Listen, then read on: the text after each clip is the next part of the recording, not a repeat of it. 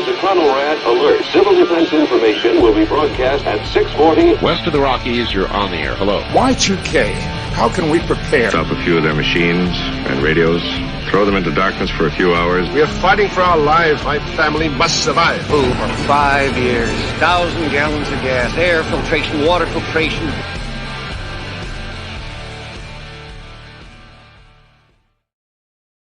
Coming at you from the frozen tundra that is East Central Alberta, Canada, streaming live on YouTube, Twitter, Twitch, Rumble, and Odyssey. Welcome back to the workshop where we create community, find freedom, promote preparedness, and share success. I am Toolman Tim, and today is November the 2nd, 2023. This is episode 392 of Workshop Radio. How in the hell is everyone out there this evening? In just a minute, we're going to bring my buddy Sam on. I think you guys have heard a little bit about him. You may have even heard a little of him. I'm stoked. This is going to be the first edition of Workshop Unplugged.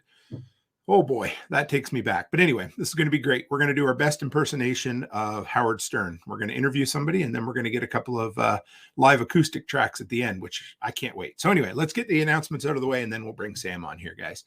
First off, Thursday night, we got to remember our sponsor, and that is my good brother, Joel Riles, whom I just saw at Self-Reliance Festival from Protection Dog Podcast.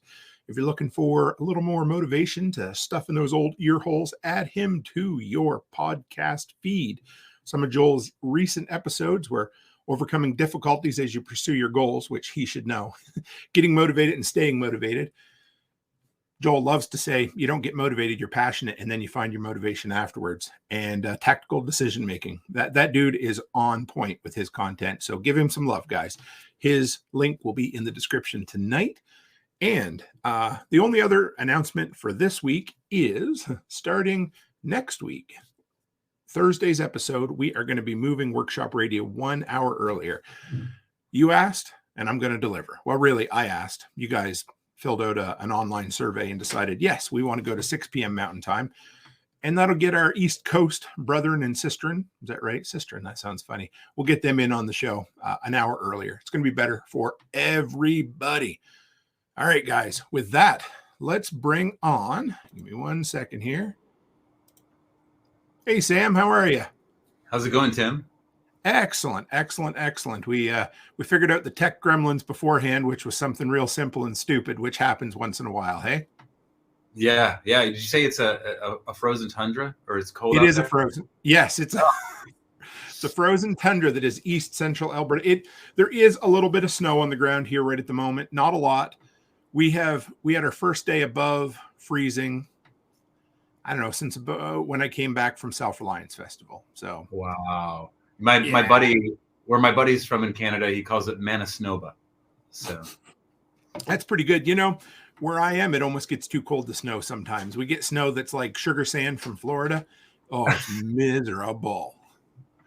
So we had a little conversation in person at Self-Reliance. We recorded a little something, but I knew since we had some rather co-entwined kind of interests, some things that maybe not everybody would love, but I think it's awesome. So tell us who Sam is.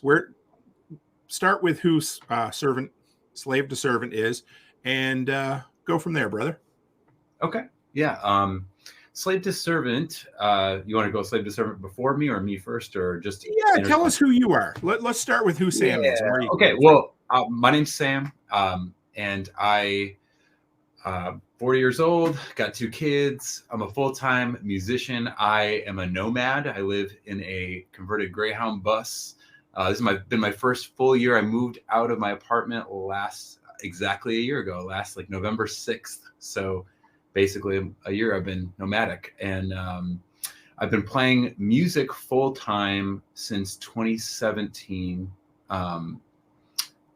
And before all that, I used to be so what I do for a living is I play covers, and I'll go and play acoustic, and I'll loop, and I do a lot of just pop songs with my own kind of artistic spin, and people seem to like it. So I'll do everything from wineries and breweries to weddings and corporate events and parties and whatever. Just I play as many shows as I possibly can. 2019 was probably my busiest year, but before COVID, I did 193 gigs that year. Yeah. And previous to this, I'm from Chicago. That's where I grew up. Although I was born in Fargo, which is not too far from Canada. And I have a lot of Norwegian. I'm half Norwegian, so I'm like half Viking. But I used to make music in Chicago, played with a lot of different bands out in the early 2000s, made about 10 records in 10 years.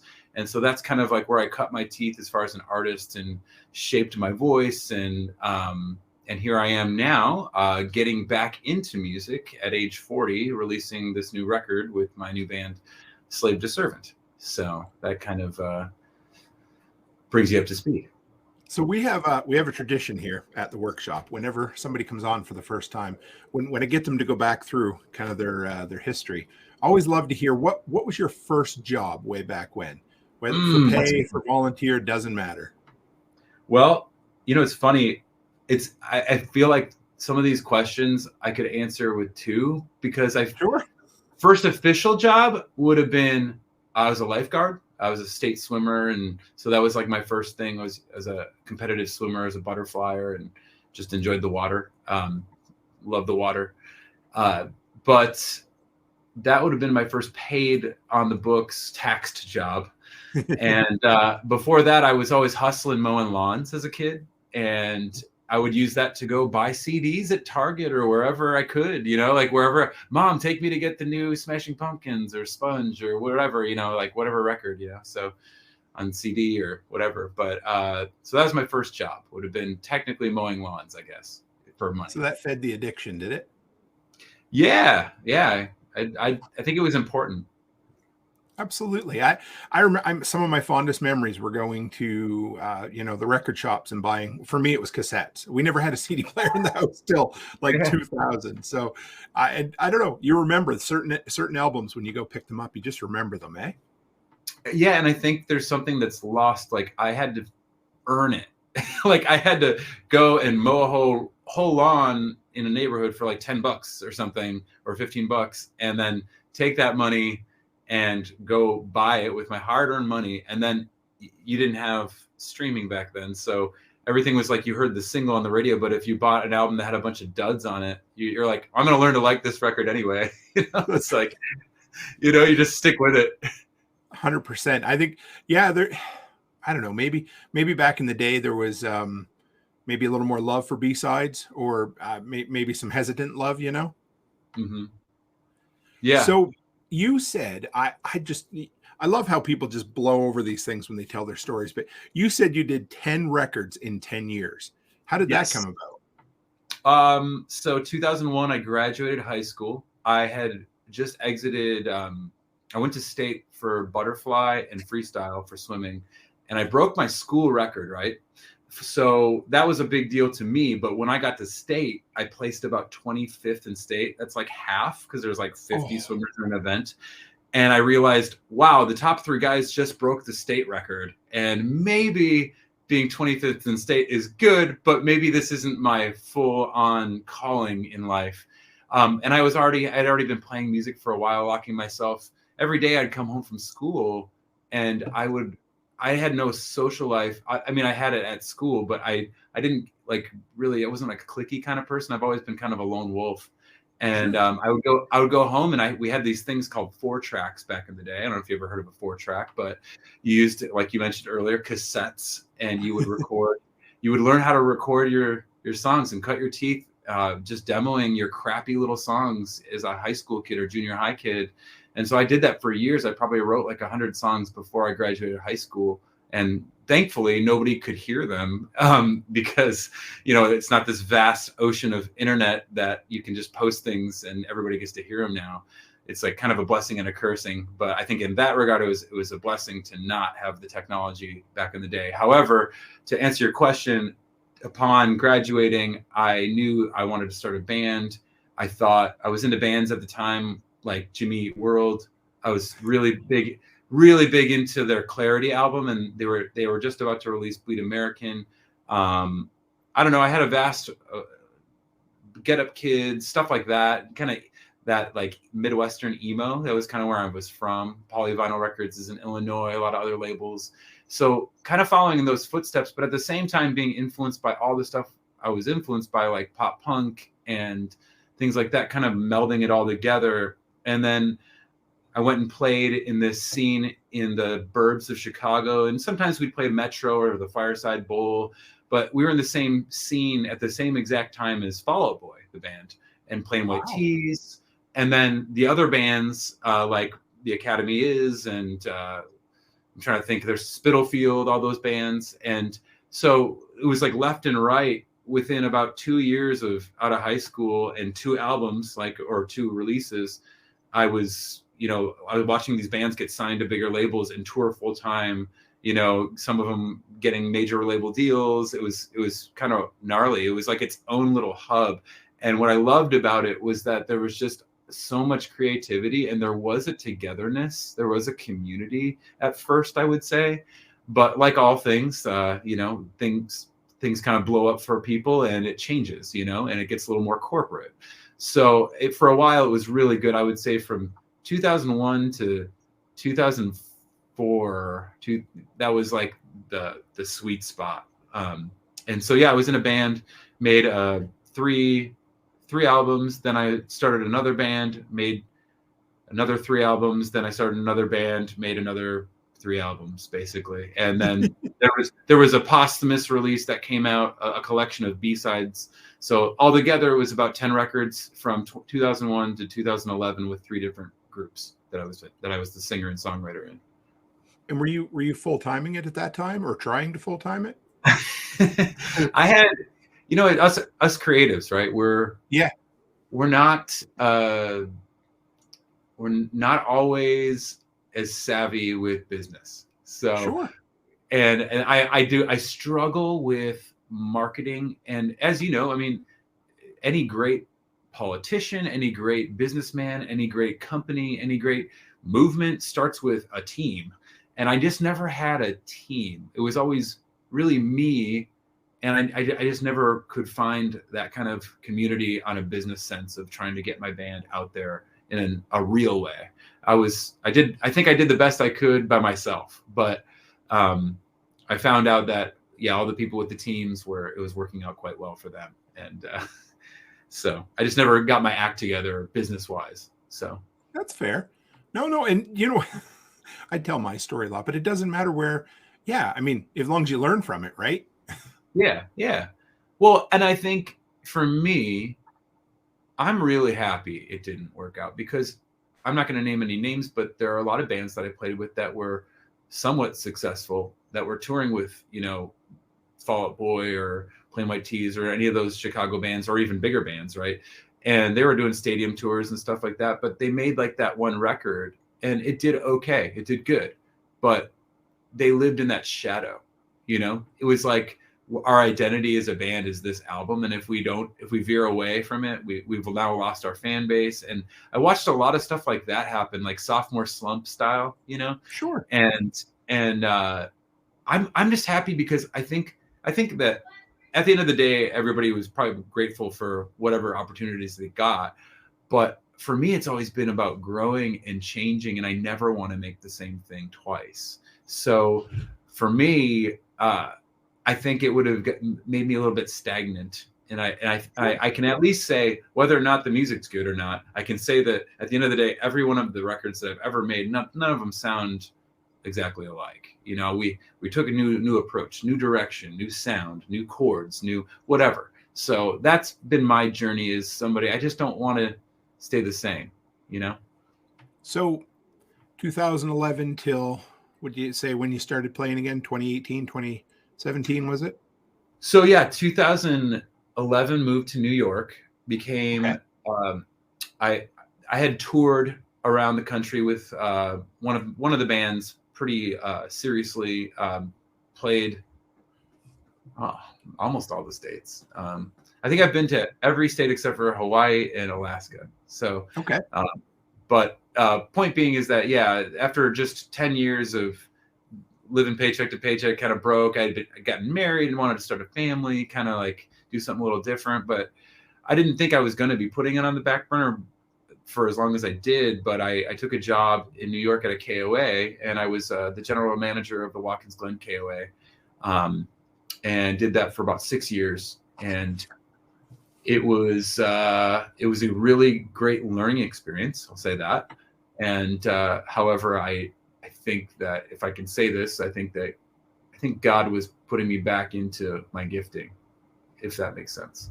Like, why did I put in those 10,000 plus hours, and why do I have a knack for this thing and a passion and love that is like undying, and I can go without meals while I'm doing it, and you know what I'm saying? Like I could bleed for this thing, and not break a sweat, really, you know. So. Yeah, man. No, I totally get it. And I don't know. I think a feller maybe we can ignore it or negate it for a little while, but if it's your passion, it's got to come out no matter what else, because you're going to be miserable otherwise. Hey, I agree. I think that's why we're here, is to find and fulfill our passions. And obviously the pendulum can swing. We can say, oh, you can get so obsessed with something that it's unhealthy too. But I would say that in healthy balance, we're meant to use our gifts, you know, and we all have different ones. But yeah, so when I was at the KOA, I had this time from about 2011 to 2016, and a lot happened. Like, first of all, I became a lot more aware of politics when I got there. Sure. And kind of, I would say I was on the conservative train there.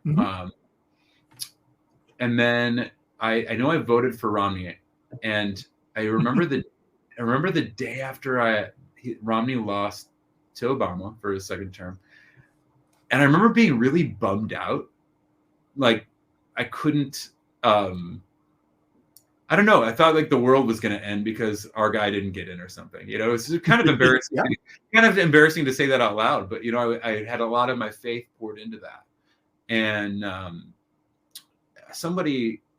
family member asked me a question on my then wife's side at Thanksgiving of 2012, and I couldn't answer them. And it was a genuine question about my belief, like my stance on politics, and I didn't know enough about things. I realized very quickly that, wow, all I know is talking points. All I'm getting is the Fox News.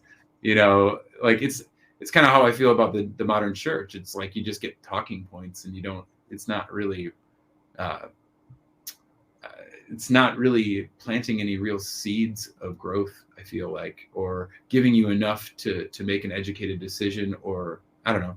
That's kind of how I feel about it. Maybe it sounds kind of jaded, but anyway, so I woke, it got me to at least ask the question. He kind of stuck a rock in my shoe, and I was thinking, well, if I can't answer that, like I should really, what has changed in this country since its founding? Because I obviously am pro Constitution, and I think that it's such a great idea to have this Bill of Rights, etc.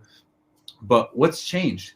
And well, the internet used to be a pretty free place pre-COVID, and it's kind of the wild, wild west, I felt like, and you could find anything, and it was uncensored, and even on YouTube or whatever. And that got me into the Federal Reserve Act.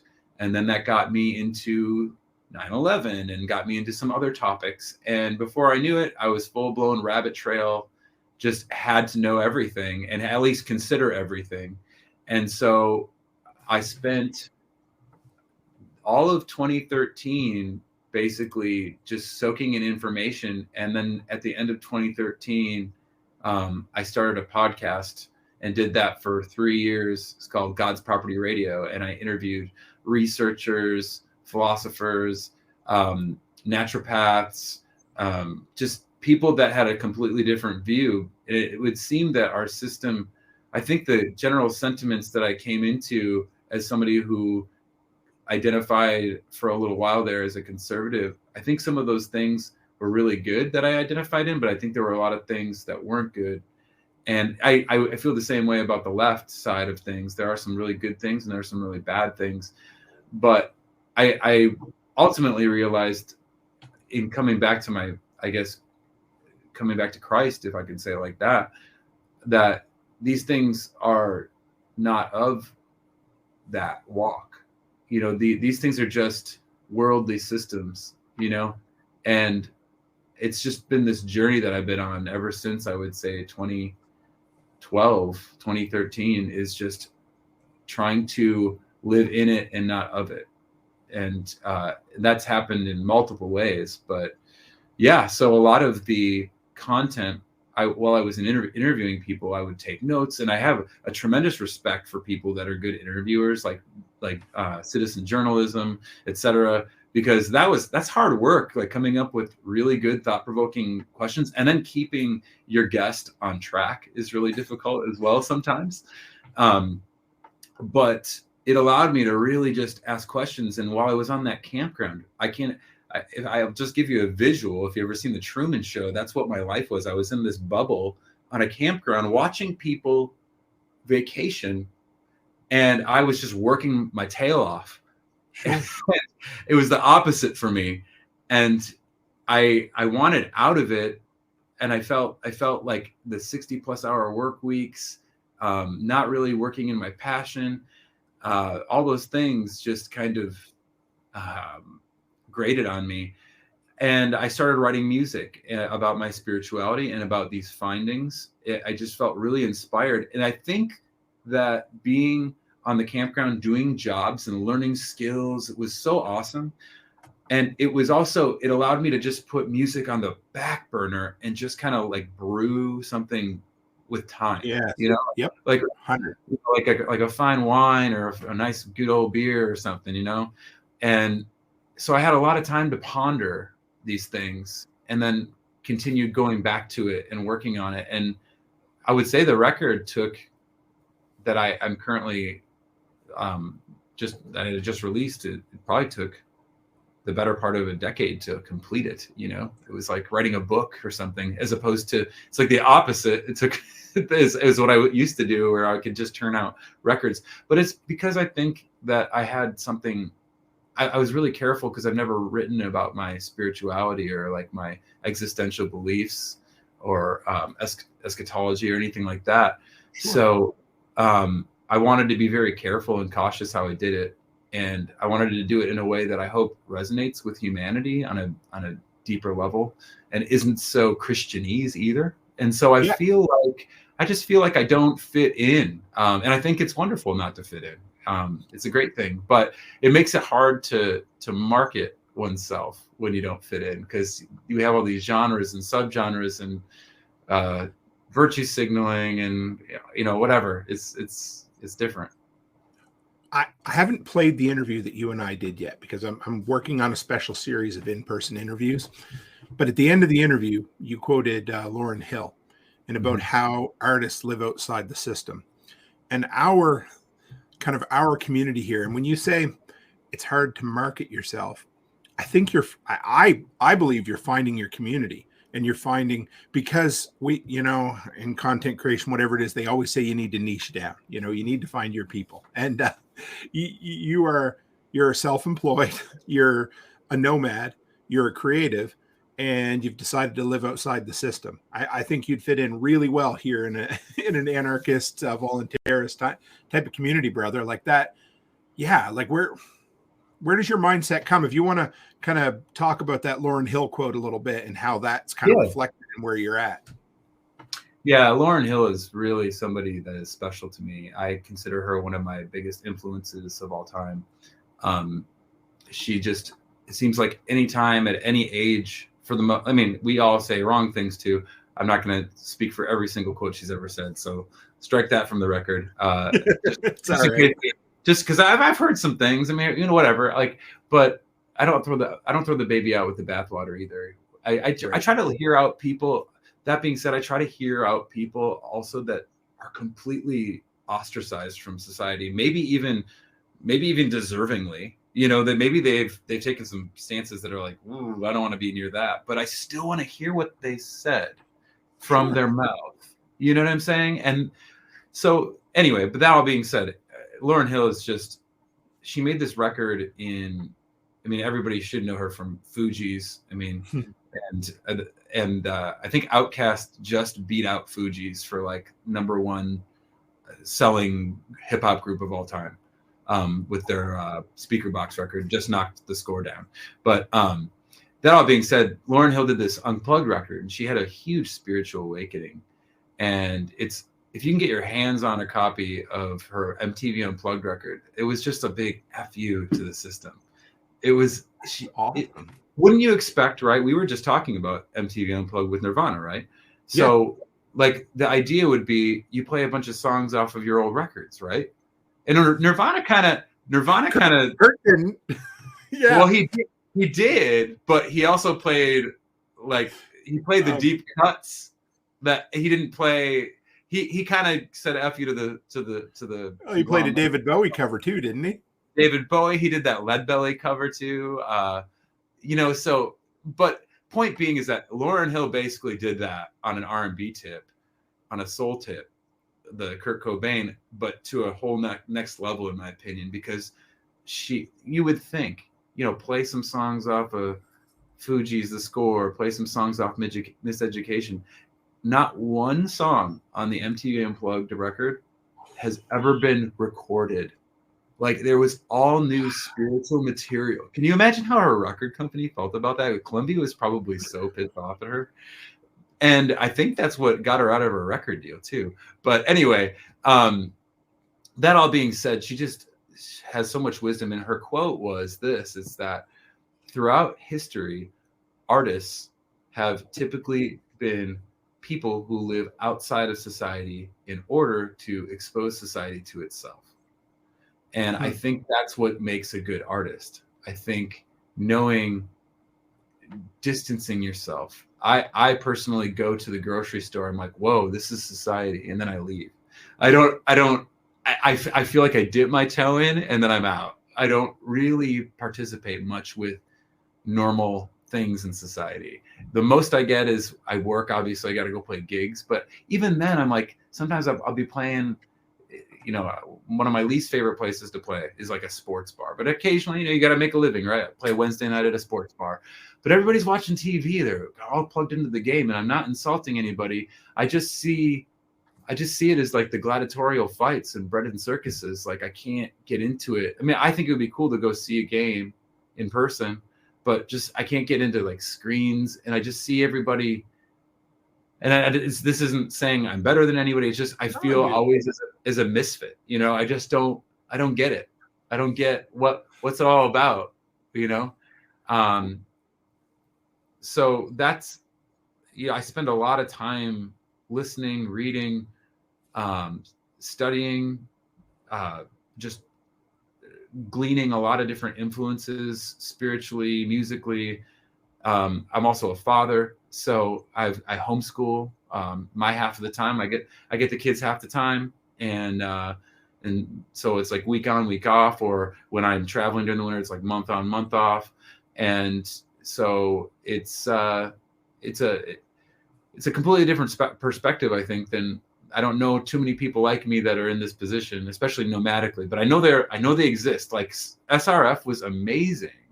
Because I met people like you. And then there was this gal there, I'll shout out to her, but her name is Rebecca. And she's living nomadically currently. And I was like, this girl is like, it was like a unicorn. They exist. I was like, damn, like I got to find more people like this that I can be like, hey, what part of the country you at? Like, let's hang out. Let's get some coffee right now. If we're going to just intertwine, So I have another lady who's coming on next week. Same exact thing. It's incredible. I love it. I love making connections with people. Yeah. So, okay, man, there's so many ways I want to take this, but when you talked about an artist reflecting society back to themselves, right? Yeah. You had kind of the countercultural version of that in the 60s, kind of the Woodstock thing, the Vietnam movement and everything. And then we see, I'm just going to say it, we saw 2020 COVID and all of that. And you had a lot of these bands who would have been the stick it to the man years ago. And now they're, hey, you need to stick it to yourself, right? So, and then you have other things like that band we talked about, the Defiant, the new supergroup of the guys who got kind of kicked out of rock and roll how much more rock and roll can it be than to get kicked out and to keep making music, right? Yeah. So where do you see yourself and music in general right now as a need to be a mirror to all that bullshit that we just went through? I think now's the time for all the creatives to come through. And I think one thing about artists is that, speaking more on what you asked about the Lauryn Hill thing and our job, I think the thing that really separates us artists is we're very intuitive. We're actually very sensitive people, and I don't mean that in a weak way, because I'm not. Sure. I don't consider myself weak at all. I can dish it. I can take it. I have thick skin, you know. But what I mean is I'm highly aware of people, what they're feeling, what's going on in the world, and we do that. We have this. I think Rick Rubin said something like this in his latest book called The Creative Act: A Way of Being, and it's one of the greatest books I've ever read. But he talks about artists being in tune with the source, and we know.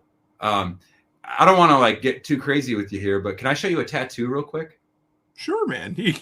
We're live. Yes, this is workshop radio. You go ahead. Okay. Check this out. This is a songwriting robot. That is awesome. It's controlled by the hand of God, remote control, that it's just pumping out sheets of music. And that is what I do. I'm in tune with, like, I don't do it. I'm a vessel, but it's there for all of us. We're all here to be creative. We're made in the image of God. And the people that are artists, we just grab it. We get it at random times. It happens when you don't even try. It's not like I'm Beethoven and I'm an engineer that's, you know, just going through a bunch of calculations on it. I mean, you can do it that way, but I think that we're in tune with this.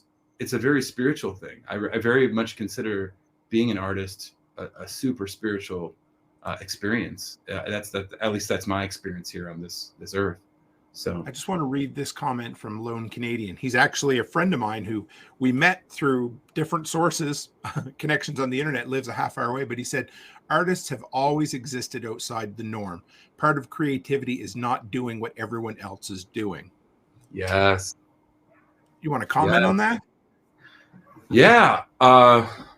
It is. I feel that artists are in a lot of ways, if I bring it back to my faith, I feel like artists are the people that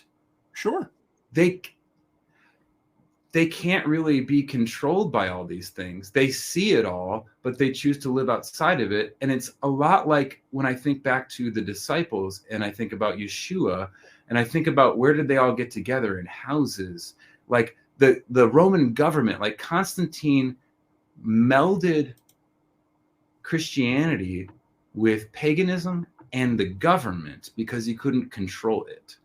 Like these were, I think, if there's anything, like the disciples were essentially anarchists, like, you know, the original founders of that faith, you know. And I'm not here to tell anybody what they should believe or anything, but I largely put that in the same can. And we become, instead of like, I think Lauryn Hill said it best, like, and she was using it as hip hop. Like hip hop used to have a strong voice. It used to be the voice of the voiceless. And I think this is the same thing with punk rock, right? These different niche movements, right? But eventually it became the voice of the corporate. And once you become the voice of the corporate, you become a different beast, and you lose your potency, you lose your autonomy. I think that's the other crisis that we have going on is our identity. We don't even know who we are. Like the idea that we go. At what age, Tim? Like you're in kindergarten, your teacher goes, "What do you want to be when you grow up?" Right? Right. Well, that assumes in that question that you are what you do. What do you want to be? Like I'm not. So like I can say I'm an artist, but I'm just wearing a different hat. You know what I'm saying? I'm putting my artist hat on. Oh, now I'm gonna be dad. Right? Now I'm gonna be dad. It's okay to be a chameleon and blend in and be other things. And not be defined that way necessarily. But I agree with that gentleman absolutely wholeheartedly. And I think that the artists catch on to things because they're not participating in all the bread and circuses and, to be fair, the system, and I feel like it's always been this way since Egypt, is it's slavery. Like it's just always existed in one way, in one fashion or the next. And right now we're just in a voluntary debt-based servitude, and I don't think people realize it. The more you own, the more things own you. And especially when we're living in a fiat currency system, so those are things that I like to talk about in my music. I feel like artists, because they choose hopefully to be as wise as they can with their money, or they live a little bit more frugally, let's say, because they're not obsessed with keeping up with the Joneses or anything. They don't have to have a boat or something. And so these people catch on to things that are going on that other people aren't catching on to. And a lot of times they shape the culture and they shape the trends to come. They call it before it happens because they can see the writing on the wall, Yeah. For whatever reason, I was thinking of something like even Star Trek, from the 60s, 70s, and 80s. I mean, there was creatives there putting together science fiction that kind of saw the future as well, for the better or for the worse.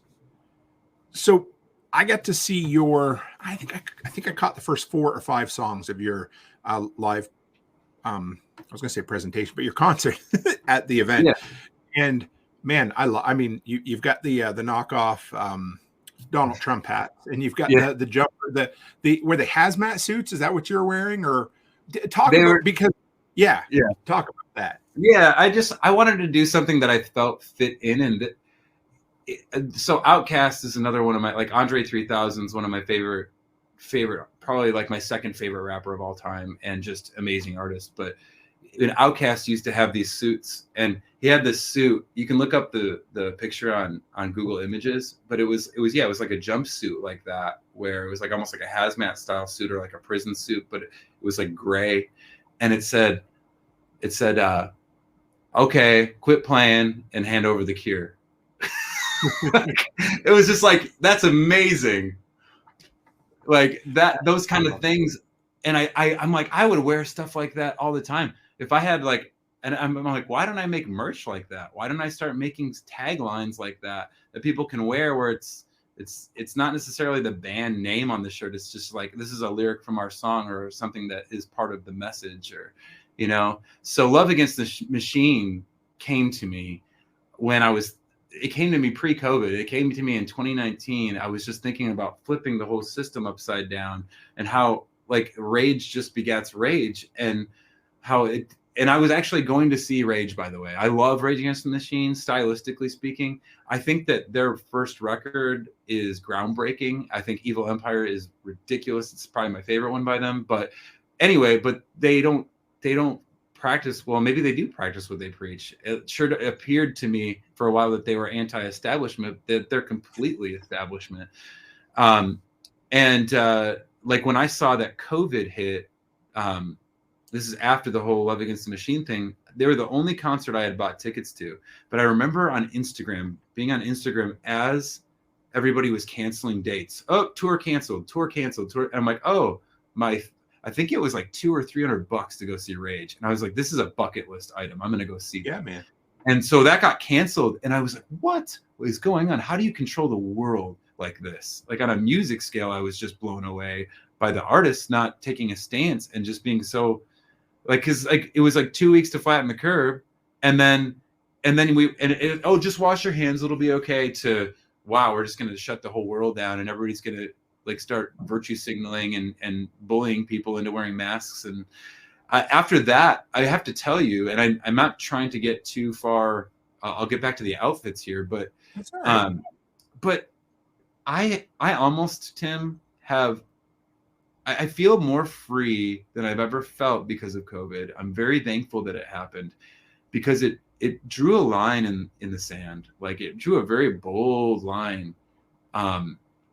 The people that I used to look up to artistically, and I can separate art from the person. I don't have a problem doing that, but I have zero attachment to almost any artists or any of these people. I used to kind of have some of them up on a pedestal a little bit more than other people in my life. And now I'm like, I I don't see where you're even influencing the youth in a proper way. I don't feel. I wouldn't show you to my kids. Like I wouldn't. What you're preaching is so the antithesis of what I want to teach my children. And I think that, so that's part of it, is like love against the machine.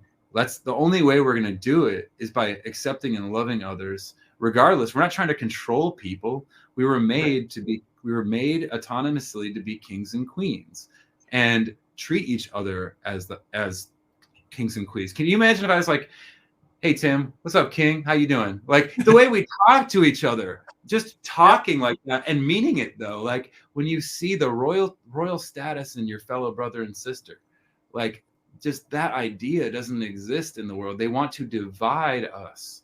That's why there are these dichotomies, like various ones, and it's sad, you know. But yeah, the love against the machine is a life statement for me. It's just like that's it. Like I'm against the system as I see it, and I think we need to find out who we are. Where is our identity? Where does it start? Is like Rick Rubin writes about it, the source. Okay, who's the source? Who's the source? If I have a royal status, wow, that's a completely different outlook in life, and it makes you want to handle things differently. You want to talk to people differently. I don't know. It's a blessing to get a window with somebody and be a beneficial presence to them, you know? So in this, you go from, 10 albums, 10 years to, the better part of a half a decade at KOA. And in that time, you're kind of letting that album kind of percolate in the back of your brain. And at the same time, at what point did you make the decision to become a nomad, to move into a Greyhound and travel? And I'd like to hear a little bit too about how you're doing the full-time band thing, because I mean that's entrepreneurship. That's successful businessmen right there, whether you say it or not, So how did those things come out of, overseeing a campground and watching all these people coming for vacation? Yeah. So I guess the seeds were planted on the campground, number one, to be a nomad, because I worked for family, and my uncle who owned the campground still does. He lived full-time in an Essex motorhome. It was probably like a $500,000 rig and 45-footer. And I would meet with him like every day in that thing, and we'd go over numbers and spreadsheets and all kinds of stuff. It was a great time of learning on multiple angles. And I was kind of very envious. I'm like, I don't know if I want to live in a house. This is way cooler, like to be able to just pick up and go, and home is where you park it. So I think that was part of the camping industry's influence on me. It's getting out of that Truman Show and looking for, what was it called? Fiji? That's right. that's I'm still looking for Fiji too, but that's all right. You're on the road toward it. But yeah, so what forced me on a personal level to do what I did was really a sink or swim situation where my then wife had completely checked out of the marriage. We had the kids were very little. My daughter probably wasn't quite 3 yet, and I think my son was 4. And it was just, it kind of hit me out of nowhere that it was going to end. And it's interesting now that I talk about it. I can look back at it, and I smile and fine, but I remember it was like part of your life's ending at the time, like when something like that happens. And some of the content on this record is about that experience. I wrote a song for my daughter on there called Lucy May, about raising her to teach. I think a big thing that I found in women from my perspective, and this I'm not trying to insult anybody, but it's just some findings, and certainly the last 2 relationships that I've had were with women that they didn't have a father present in their life. And sure. And this works with men too, right? Men don't have a father, men don't have a mother, women don't have a mother, whatever. It works on all these levels. But in that instance, what I learned was that a lot of women get into relationships, and because they had that lack, they want to have you be their father. And I'm not here to be your father. I'm here to be your husband and your partner. And I think that is an unfair thing that is thrust upon these women. And then it's an unfair thing that's thrust into a relationship as well. And I promised my ex that when we split, I was like, I'm going to make sure that Lucy, that she's going to know how to be loved by a man, and she's going to know how to love a man. And I'll tell you something, like, that girl has taught me in ways that I'm just so blessed. Like, I mean, I'm a single father, and I'm content with being single. I mean, as much as I think it would be awesome to find a partner one day, find a woman that I want to be with, my daughter, just the way that she holds my hand and talks to me and tells me what's on her mind, it's like the most amazing relationship that I've ever had. And so there's so much beauty that comes from the ugly things that happen in your life, and you can get bitter, you can get better. And I feel like that was a really hard thing for a while, but in essence, at the time, when I look at it in hindsight, I kind of feel like my old marriage and the American dream and that career were like Babylon for me. Like, they were slavery and not the right thing for me. And God had a different plan, or a better way for me to flourish as a human being. And so I think I've been doing that. And so I was forced out of that career for various reasons. Due to that, I had a split with my family on the campground that owned it. And I said to myself, okay, well, I had been studying emotional intelligence. I had been taking this course called Save My Marriage course from marriagehelper.com. Dr. Joe Beam, really like a lot of his literature, his book. It's great for if you're ever having problems in like your marriage or something, just really great resource. A lot of wisdom, a lot of social sciences in it. But so I just started working on myself, and I came to the conclusion, it was this Les Brown quote. It was like, in order to do something that you've never done before, you have to become someone you've never been before. And I realized that, and Jack, I'm gonna go ahead and shout out to Jack Spirko here, because he's the reason why I went to SRF, by the way. Like, if it weren't for, didn't know that. Yeah, I've been listening to Jack for a while, and I actually wanted to interview him on God's Property Radio a long time ago, but I didn't get a chance to reach out because my marriage like imploded, and he was like next up. That was like in 2016. I wanted to interview him, but anyway, that all being said, Jack said something that really has stuck with me, Tim, and I actually got to tell him this at SRF when he did his 13 stomps that he was doing on his podcast. Dude, how many people? Go ahead. Oh, dude, all of it's gold. But the thing that I think I had to realize is that when he said, you deserve whatever you want, like, or whatever it is, like you just have to, you deserve it. You just haven't earned it yet. Mm-hmm. Like, it's like, I think part of my problem with the Christian culture that I came from kind of beats people down about themselves a little bit too much. And I don't know that that's everybody's experience, but that's how I felt in the churches that I was a part of. It's like, no, our righteousness is like filthy rags, right? Like, or whatever, that we'll quote verses and stuff.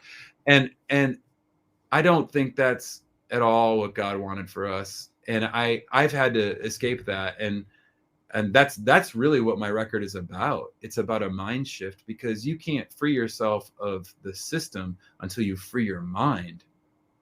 And that's been my journey the last like 12 years of my life, is just unlearning and relearning and implementing and doing and just growing. And but Jack, man, that hit me hard, really hard. And that's something I've been taking with me and jotting things down on some of the new things that I'm trying to do right now.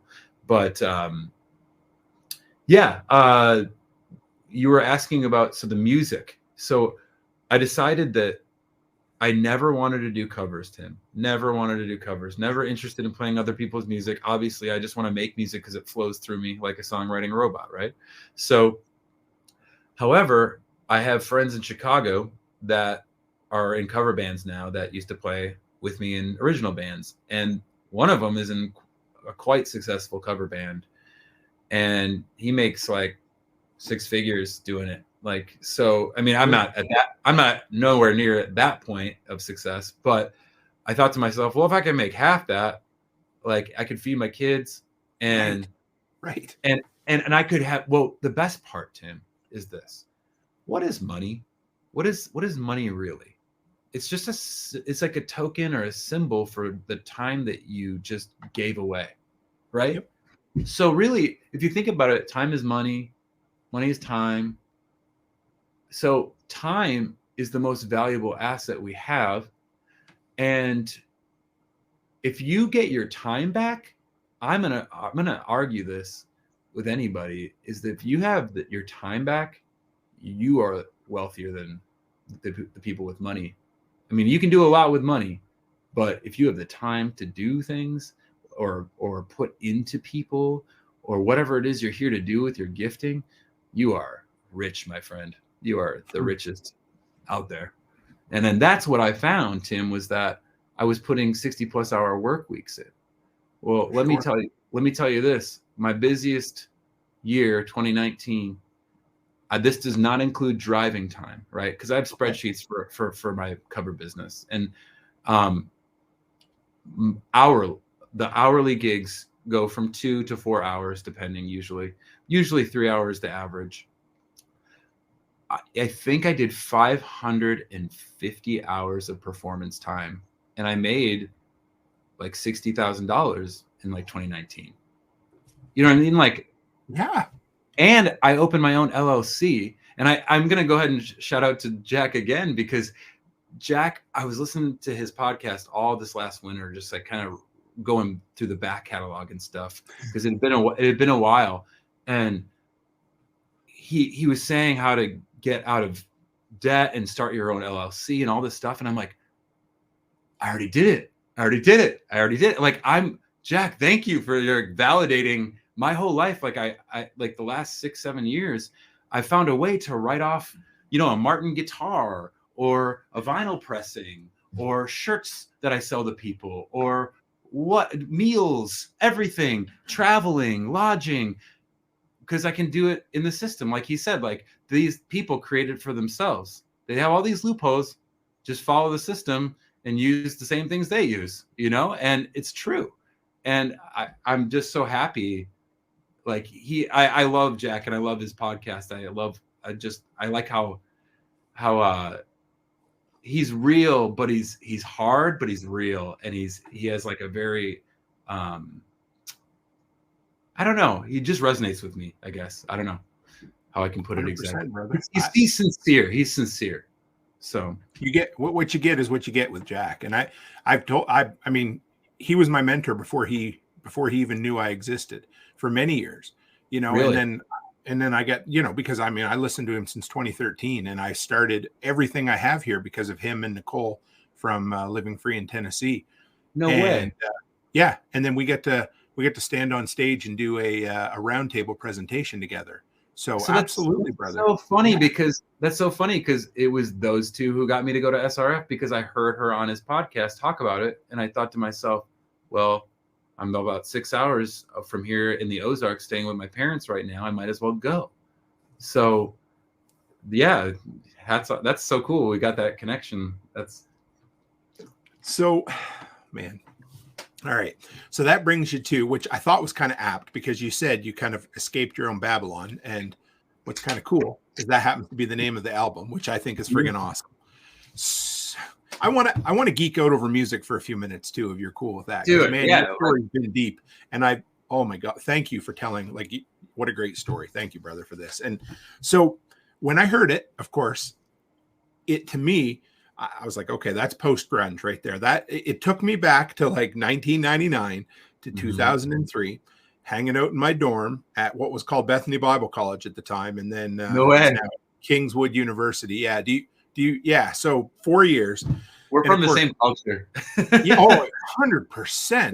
So in our interview that hasn't played yet, you mentioned a band that you'd listened to called Poor Old Lou, and I hadn't heard of them, but I went back and listened to them today because I was like, I got to get into the vibe of tonight's episode, and they had kind of a collective soul Presidents of the United States of America vibe a little bit. And I was like, and this was 94. They were groundbreaking in the Christian alternative scene, Yep.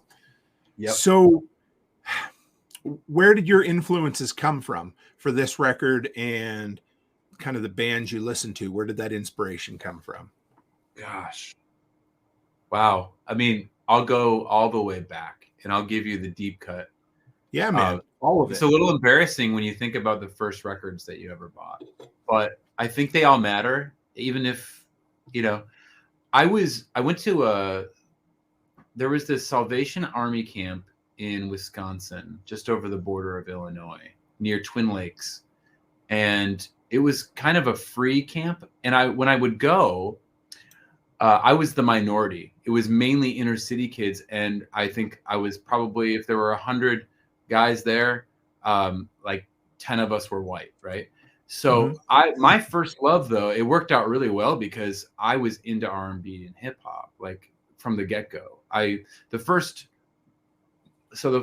say this all the time in interviews. I say that the first album that I ever owned out of my own volition, like going to Walmart and buying it, was the Bodyguard soundtrack with Whitney Houston and all that good stuff. I mean, I wanted to be the bodyguard. Like, let's just face it. Like, Whitney Houston's beautiful. Dude, but I had my grade 6 dance to that song. So which one? I will always love you. Oh yeah, okay. I remember it. So yeah, it's cool. I get it. I Have Nothing's my jam. But anyway, before that, I was only allowed to listen to Christian music. So I don't know if you ever were in that kind of situation. I wasn't, but I had relatives who were. So oh man, but it was. I appreciate that my parents cared enough to like about what went into my ears, and they wanted to do the right thing. I just think at some point I think it got a little harsh, like or a little too strict, and then I rebelled, and then they kind of let up later. But point being is the first album that I was ever bought or given was DC Talk's New Thing. Yes, and everybody else is like, "What the hell are they even talking about?" But that's cool, man. Their Jesus Freak song, man, I had that on repeat for months. I loved that song. Yeah. I mean, I don't know if it all aged so well, but I mean, there still are some good songs. But yeah, so I came from just super Christian music to R&B and hip hop. I would say I really got into the stuff Babyface had produced at the time, like Tony Braxton and things like SWV and Jodeci and stuff like that. Like I loved R&B so much, and I think I have a disposition. I always seem to really like jazz chords, and a lot of that stuff was very jazzy. And hip hop in the 90s was largely jazz samples. It was like old Pete Rock's like sampling old jazz, 12 inches, and. But so I was into a lot of rap, like everything from Pharcyde, Dr. Dre, Snoop, Bone Thugs, all that kind of stuff. But I'd say Tupac was like my favorite, and still is my favorite. I think he was such a Renaissance man, and I love that. I love his hustle. Like you could just see he was always like in the studio. He's like, oh, I just got shot. I just got out of the hospital. Just got out of jail. Got to go in the studio and make another song, and I just loved, he was like the Prince of hip hop at the time. Like he just couldn't stop. And also he was an actor. Like it was like awesome. So I just like his potency a lot. And I feel very blessed to have witnessed him. And while Nirvana was going on, right? So I missed Nirvana while they were a band, and I was into like Tupac, And then Kurt died, and I went into junior high. I went into 6th grade in 94, and I was really into the hip hop. But I, like you said, Unplugged was a big one. But Nevermind came along. Like, I got a hold of Nevermind in 7th grade, and it just changed everything. I was like, I have to pick up a guitar and start messing around, you know? So from that point, it was like Smashing Pumpkins. Trying to think, Rage Against the Machine was big. Red Hot Chili Peppers had One Hot Minute at the time, and I think that's a criminally underrated record with Dave Navarro on it. They're only with Dave Navarro. And then it quickly changed into, like, I think we were talking about this in our little short that we did at the SRF, but it got really poppy and happy after Nirvana, right? And like the Green Day, the punk rock, the more Ramonesy, boppy kind of stuff. And then the thing we didn't talk about was ska. Ska punk. Dude, like, hold on. Yeah. Well, right down here, where is it in my notes tonight? Were you ever into ska? There you go. Oh, totally. I had chops. Like, I mean, I sported chops, like, even in, like, forever. I was a chops guy. But yeah, like Less Than Jake, Real Big Fish, Mighty Mighty Boss Tones. I played with Mighty Mighty Boss Tones one time. I'm trying to think of who else. Animal Chin, 5 Hour and Frenzy. I interviewed Leonore on my old podcast back in the day. Really? I loved them back in the day. Yeah. And you never hear anything about them anymore. But again, you know, they were. I appreciate them. They definitely were a more leftist band, but I really appreciate what they tried to do for Christianity and stay a Christian band, but yet play. Half their shows were at churches, half their shows were in the world. And like, it was like they didn't make much off the worldly shows. They made a lot off the church shows. And I saw them at Judson Wheaton College or Judson? I think it was Judson College. I saw in 1998. I saw 5 Hour and Frenzy, Supertones, and Insiders. And that was my first official show.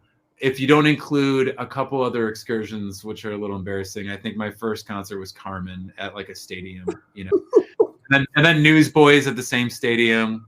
I actually love the Newsboys, unironically. That's like Peter. What is his name? I forget the guy who wrote all the songs, but yeah, I can't remember, but I know. Yeah. And well, I think Steve Taylor like created that band. He's like a genius. If you know, do you remember their circus? They did like. There was this whole movie or video that came out. It was like an hour-long thing. It was Under the Big Top. Do you remember that, or did that pass you by? That was, I don't know how I get into that, but you know what? My first band live performance I ever went to, the Supertones. No way. Yeah, it was. Yeah, I went and saw them. Crazy. In 2000. I saw them at a little Wesleyan church in Woodstock, New Brunswick. I don't know how much they had to pay to bring them. But man, they were right at the height of their popularity, and they were so good. But then Scott went, you know. Sure, yeah. That's crazy. I mean, that would have been. What's up? Are people wanting to come up yet? Are they okay for now? Kind of. I can go in the other room. Sorry to interrupt. My son's. You're good, man. We're all right. We're doing good so far tonight, and I'll probably have to move downstairs to play a song at some point, or unless you want to. We can finish. We can wrap her up here in just a minute if that's good with you. I know I don't want to hold. Yeah. Well, I'm fine for a little bit longer. But yeah, music. Yeah. How long do you have? So we make sure I wrap it up. Let's try 20 minutes. Yeah, that's good, man. At 10:30, 10 more minutes. Then they can come back up. I think they can hang for another 20 minutes. Yeah, no worries. So from can we stay up? Yeah. You're good, man. Don't worry. So from the ska era, then it quickly transitioned to like the late 90s and like the Midwestern emo, like the Get Up Kids and Jimmy Eat World and Mineral and American Football and Braid and all these kinds of bands that would become like they were the precursors to like the Fall Out Boys, like the bands that we were like the later rendition, like we took that mixed with all of our 90s influences and kind of put it all together into something different. And but again, so that was a thing for a while, and then I just kind of came back to hip hop. And for a long time I was just into like Common and the Roots and D'Angelo and that kind of stuff. I got into electronic music for a while, and then I just took a break from music pretty much when I moved here to New York. I didn't listen to music, and I think I said this in that short, like my prefrontal cortex had fully developed, and I just wanted to learn. And so I'm largely a podcast guy, and I just would rather do that. However, when I'm just chilling, my go-to band, my two go-to artists like that I listen to the most, and I never get sick of for some reason, is Sade.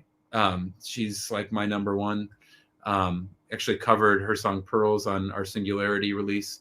And then a band called Minus the Bear, and they're very unique. They're from Seattle. They're just, to me, they're flawless. Like, you can't go wrong. It's just they don't veer away so much from their style, but they do evolve, and I don't think they've made any bad records, and they're just really enjoyable to me. So, who do you think? I'm going to ask you one more question, then we'll go into the music if you want. But I know we talked about the Defiance, the one that keeps coming to mind, because there's a bunch of artists that are kind of countercultural right now. But who do you think is the modern grunge, or the people that are kind of reacting against the system or creating something new that it's so hard to say, oh, it's Hollywood or it's whatever, but who's creating right now, if you're up on it, that you think is doing great things? You're okay. Well, first off, I'll say this is, I know I have contacts in the industry, and I know this to be a fact, is that they are intentionally shaping culture. Sure. And they purposely will stay away from things like this, Yep, 100%. That's facts. But to answer your question, I think the Defiant is the first thing that I've heard where I got really excited, because I unfollowed like all these people except for Pete Parada. Like, I was already following him because he was in Face to Face. I was a huge Face to Face fan in the late 90s. He also drummed in Saves the Day, and arguably on their two best records, in my opinion. And then he played in Offspring for quite some time there. And I'm not really a fan of Offspring. I like their old stuff from like the 90s, but I'm not really. I remember seeing him post that in 2021 when The Jab came out and everything, and I was like, I reposted it immediately. I'm like, we need this. We need another voice of reason, like, and so I didn't know he was going to start a band. I didn't know what he was going to do. I just knew that I had to back Pete Parada with everything I had. And so I think I told my friends at Canary Cry as soon as he posted it, like, that, start talking about this, start talking, I've been following Pete since before he even posted anything. But yeah, I think largely on a musical scale, I don't know, Tim, from a music scale other than the Defiant, sure, anything that I'm truly really excited about. But that doesn't mean it's not out there. Sure. However, I'm excited more about things like SRF and various kinds of conferences where I meet other people, and that's what I'm excited about, is that I think that this community can create a community for the artists. And I think we're on the precipice, Tim, of something that's totally uncharted. We are ready to open up this can of something that, like the pyramid's like this, we're on the bottom. No, we're going to the top here. We're going to flip the pyramid upside down. All of us are on the top. And I think that the way that music, we've watched the industry change over the years, technologically speaking. I mean, yeah, I'm selling like antiquated CDs and vinyl, but I mean, it's one thing that's constant and always going to happen is change, right? And so I think that music doesn't have to look like you go to a city anymore. I think you can go to hubs in more rural places and go play for communities. And that actually seems way more punk rock to me than going to a city and paying the bridge tolls to get into New York City, like the worst city in the whole world. I don't know. You got to pay me to go to a city, and you got to pay me damn good at this point to get my band to come play a city. That's how I feel about it. You better pay me more than my cover band would get paid. You know? Yeah, I love it. All right, brother, you got a couple of tunes for us, don't you?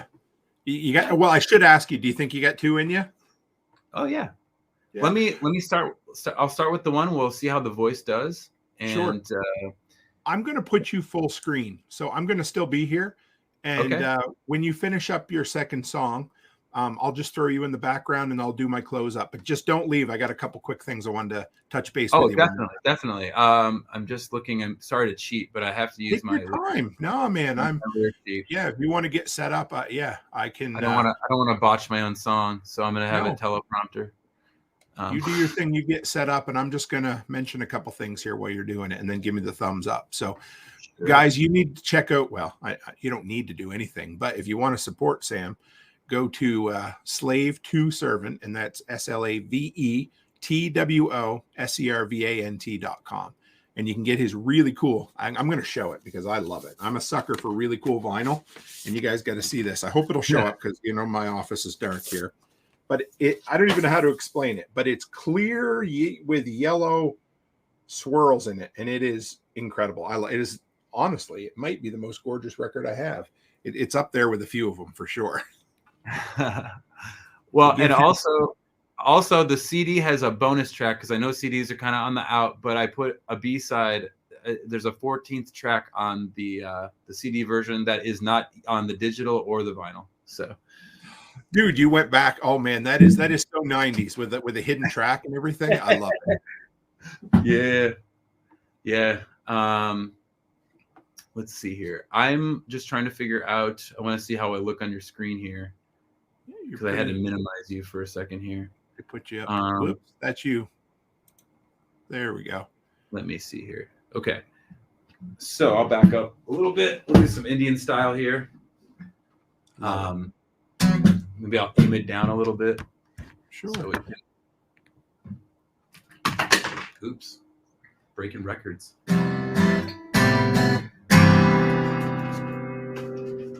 Okay. As long as it looks good to you, I will go. You're good, man. You go right ahead. Tell us what you're playing.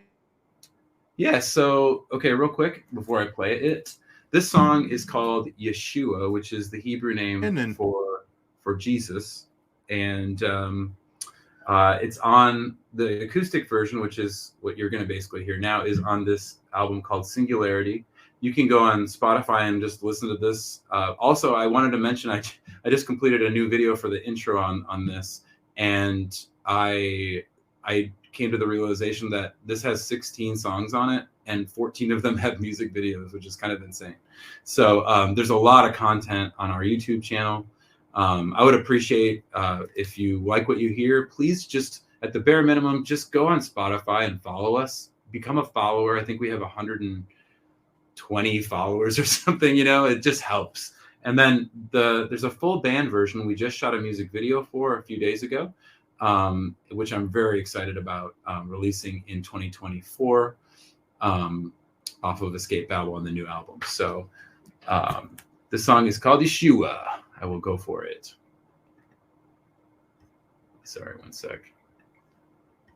All right.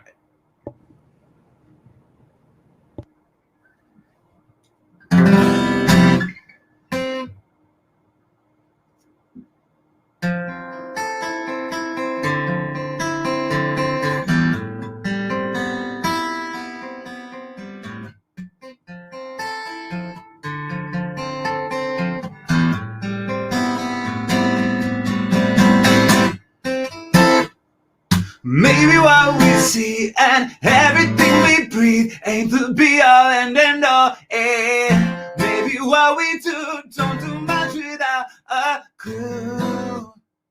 Cluelessness won't glue us into fate. We're swimming in a world. Lies we believe. We're drowning in the shadow and the deepness that goes deeper than depths of our entire mind. Cross good of our life. Yeshua, Yeshua.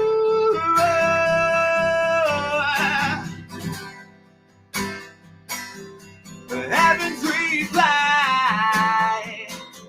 Yeshua,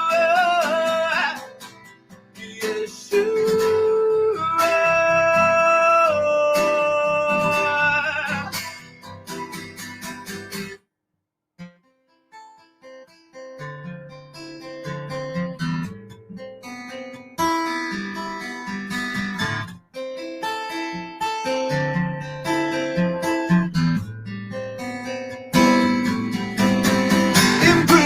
Engulfed, immersed in every doubt. It takes a lot of guts to spill them out before you make it. Right side, we wanna be genuine, but remain in fragile lens. Stretching signs, wrecking everything you design, even conquering times. No match the grace that comes when undeserved. Lord of our life, Yeshua, Yeshua.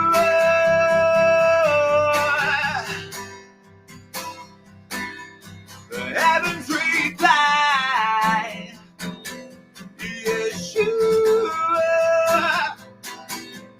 Yeshua.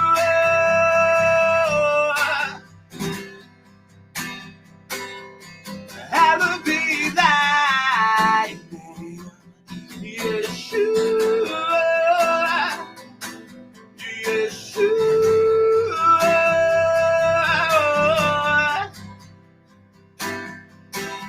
Created divine, Yeshua,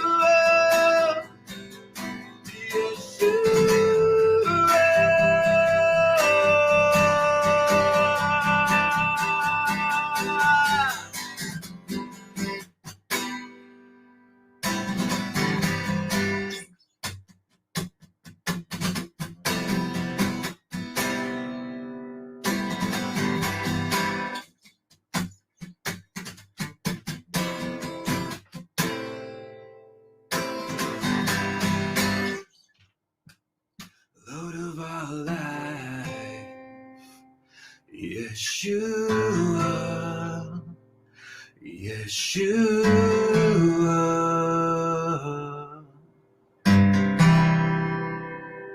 Lord of our life, Yeshua, Yeshua.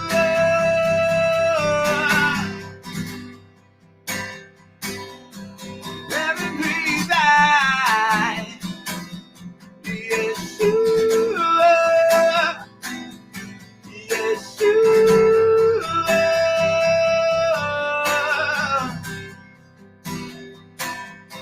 Heaven's reply, Yeshua, Yeshua.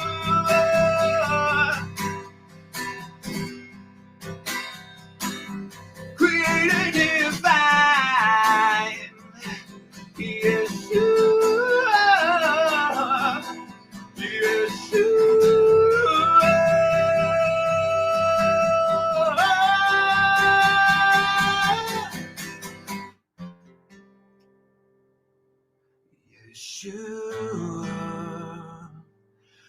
Yeshua.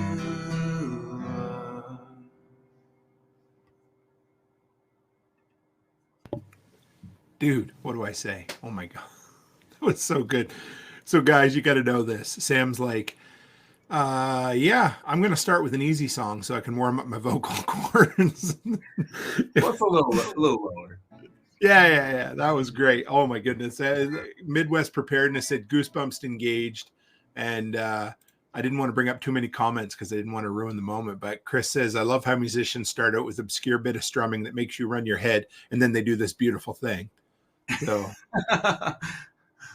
dude, that is awesome. So yeah, they there's a few people in here who say they want to get you at the Midwest Preparedness Festival in Kansas. Yeah. So let's do it. Even if it's just unplugged, and not the band. I'm having a hard time right now because of this is. Well, we should talk about this after, but I'll do one more. I'll do one more for you. And then we could maybe talk a little bit about this before we close out. But I'd like to talk about that, about the festivals and music and my place in it, I guess. I would love that. Sure. Just a little bit. So, but this song's called Hindsight 2020. And I wrote this in New Year's of 2020 before the pandemic. It was the last song to make this record. And I wrote it about kind of rising above and through adversity and things like that. And there's some metaphors in it in regard to the triangular scheme that we're underneath, but also having to do with other things that I went through with, like, maybe a love triangle, we'll just say, things like that. But yeah, this song is like, to me, it's actually a really positive song, and it's about kind of just moving forward and focusing on what you can control. And I don't know, I just enjoy it. It's kind of got some jazzy chords in it too. I want to apologize ahead of time if I just missed some notes, because I haven't done any vocal stretches, and this is a little higher, but I think we'll see how it goes. So let me take one sip of water and we'll do this song. There's a music video online for the acoustic version of Yeshua. Like I said, there's a band version coming out in the new year. And then this song has a music video for Hindsight 2020. And I do all my own videos. Like, I write the scripts, and that's one of my passions too, is just being creative that way and giving the song a different spin. And this one is like this noir, kind of like Sherlock style mystery video. And it's actually pretty entertaining. And so I play this guy with a mustache, and it's really funny. So feel free to check that out on the YouTube channel.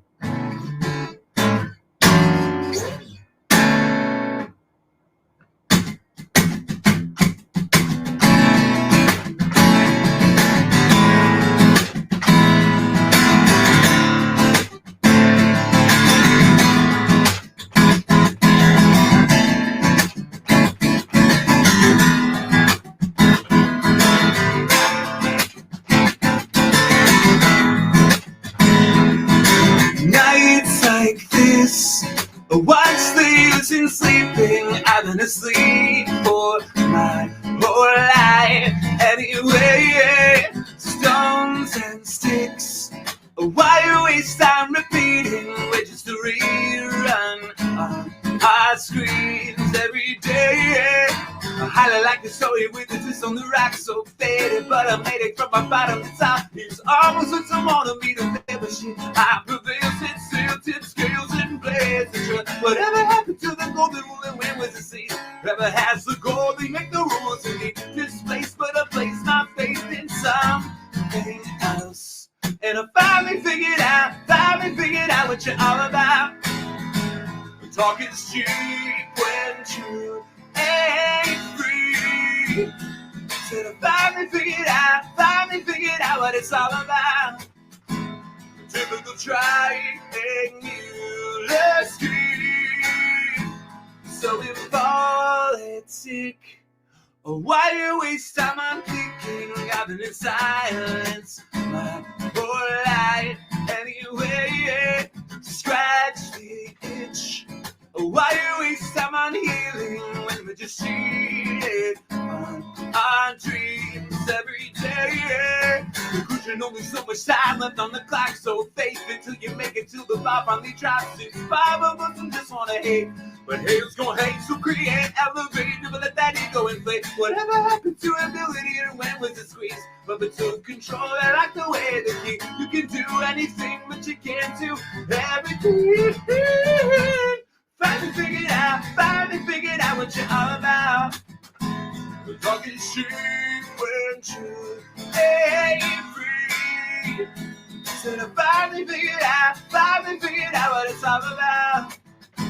a typical trying Ulysses. And I finally figured out what you're all about. Talking shit when you ain't free. Said I finally figured out what it's all about. A typical trying Ulysses.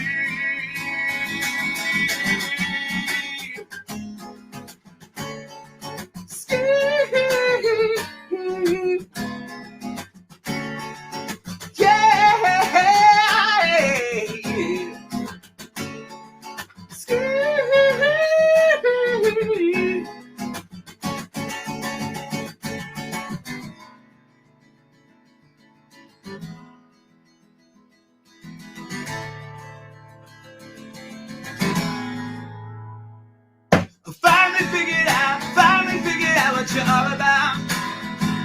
Talking shit when truth ain't free.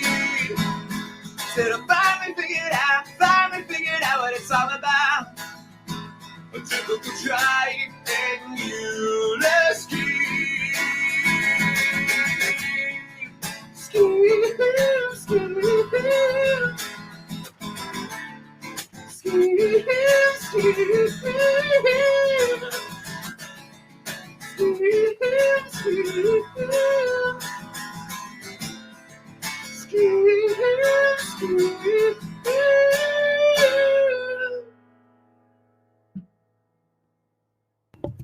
Dude, I don't think I can clap. It would, dude, that was, oh, thank you. This was more than I even could have expected. So I knew it was going to be something special, but thank you for bringing it, man. This was incredible. Thank you. No, it's a pleasure speaking with you. I mean, I feel like we're kindred spirits cut from the same fabric in a lot of ways. So I've done what we call talk radio live on here before, where I get people to submit 15-minute segments and we do like a 24-hour, 48-hour kind of live stream that we've done. And now I can kind of venture into seeing where we could get a whole bunch of artists together and do almost like an online live music festival where guys check in for half hour, say hello, plug their stuff, and play a couple of songs. Wow. That's an online open mic or something. Yeah.